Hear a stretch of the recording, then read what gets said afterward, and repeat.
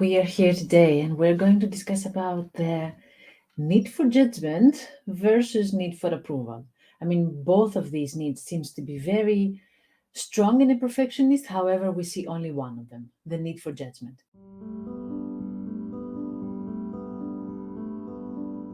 To go a little bit back, we know that being a perfectionist means that you're rarely satisfied with your progress. You rarely see other people's achievements and feel that they are enough.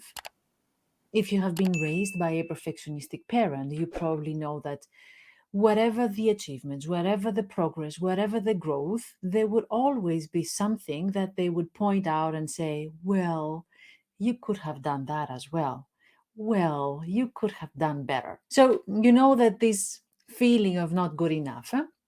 So there comes also together with this restless feeling that what it is that I can do so that I can grow more, what it is that I can do so that I can prepare myself better for the future, what it is that I can do so that I can correct any mistakes and make sure that next time I'm going to do the right thing. So that's why a perfectionist focuses a lot on the negative aspects, or they're pointing out any wrongdoings so that they can make sure that we saw it and we're going to change it. As you understand, there's a lot of function behind it. A perfectionist wants to make sure that they can control the future and nothing like that will ever happen again. You can understand that this is not realistic, of course, but that's why perfectionists set unrealistic standards for themselves. They want to be prepared for the future, which means they want to control the future. And by controlling the future, they want to make sure that anything that goes wrong now will never go wrong in the future. And this is not possible, right? Because even if we can make sure that what happens now will not happen in the future, there are many other things that we have never imagined that can go wrong. This is a bottomless pit. A perfectionist's brain is actually a machine that is fixing problems, a machine that focuses on solutions. And if we don't have solution, there's something wrong. We need to find it. So this is where the perfectionist brain is focused more, oriented towards the fixing and the finding solutions, even though sometimes they get stuck in this rumination and then they don't find any solution. But what I want to say here is that they want to control, they want to prepare for the future, and also they feel that they're growing. All right. So, why I'm saying all this? In order to explain to you where this need for judgment is coming from. If I don't notice it, if I don't talk about it, I will not become better. I will not grow. If I don't say to you that you did something wrong, you will not notice it and you will not become better. And going back to the example that I said before, if you have been raised by perfectionistic parents, you think that when they judge you and they want you to become better. However, there's another need there other than the need for judgment in order to make you better, which is the need for approval. When your parent is judging you, they're actually judging themselves. If you fail at school, they will fail as a parent. That's what they think. If you are a good enough child, boy, student, girl, whatever, daughter, son, they are a good enough parent. They have the need for approval to approve themselves or to be approved by society or whatever standards they have for themselves. It sounds like we're cutting them some slack, right? Yes. What I want to say here is that instead of judging the perfectionists, let's understand them. If we're judging them, we're just repeating the pattern that they all also know, right? We're also being perfectionists. But if we understand them, then we can understand what it is that they're really looking for in their lives. And they're looking for approval.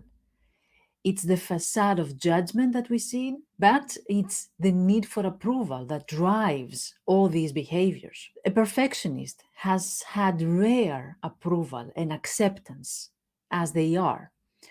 And you can understand why they're also so strict with themselves.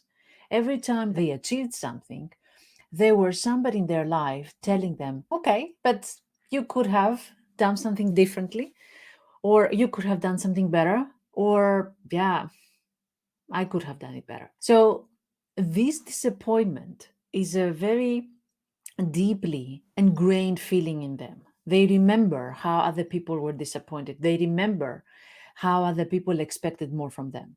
And here comes this restless feeling. And here comes also the experience that they have when they do something right and they don't still feel that they are enough. Yes, of course, because even in the past they had done some nice things, there was always this voice saying, yeah, but next time do it like this, right? So that's why when now as adults they succeed or they do something nice, they cannot enjoy it because the self acceptance, self approval is not there. They don't know how to do it because nobody has practiced that for them before. This is a very unfamiliar experience for them, accepting myself. And also, they have connected accepting themselves with being lazy or stagnating. Well, if I say that, well, good enough, well done, you can rest now. What if I become lazy? What if my career goes backwards? What if I'm not good enough anymore? What if people don't like me anymore? So approving is so strange and unfamiliar. Accepting is so strange and unfamiliar. And that's why they put this barrier there. That's why they don't allow themselves to feel acceptance and approval for more than a couple of minutes or hours. The next day, back to square number one, as if nothing has been achieved so far. Back to the game, keep trying. Their need for approval is a hope they have. They're doing all these things with the hope that they will be approved. But the paradox is that even though they will be accepted and approved, even though there are already people that they accept them and approve them, it doesn't feel like that because this is a very unfamiliar feeling for them. This is something that they don't recognize.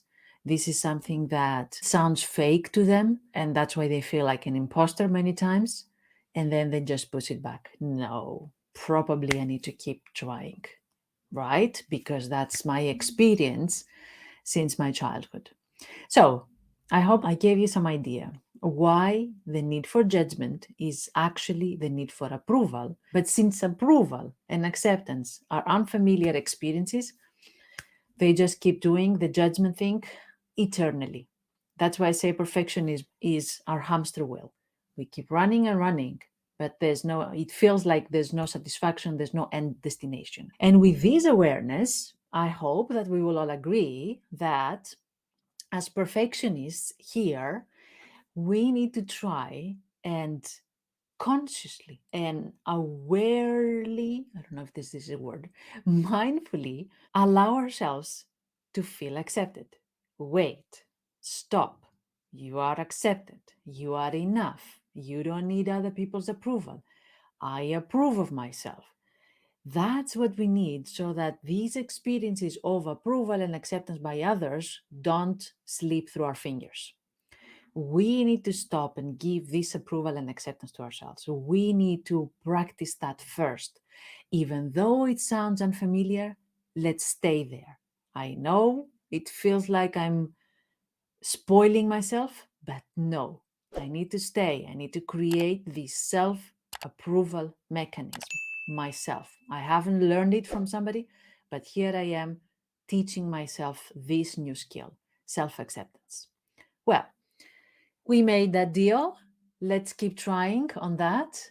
I'm here for any questions. Don't forget that you can get how much of a perfectionist you are. It's actually the guide so that you can see all the features of perfectionist. You can get the course, How to Stop Perfectionism and Start Living, because these two usually don't go together. And also the courses that go together with perfectionism, which is fear of failure, inner critic, procrastination, all these things are there in the academy for you. I've built it specifically so that you can learn how we're going to create all these imaginary skills for now, such as self acceptance, self approval, self compassion, and self love, so that we can tone down this toxic perfectionism, and we can start enjoying things, and we can start feeling that we are enough.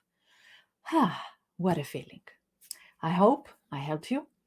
I'm here for any questions and comments. Thank you very much for being here today. Have a good day, and start practicing saying to yourself, I am enough, because you are. Have a good day.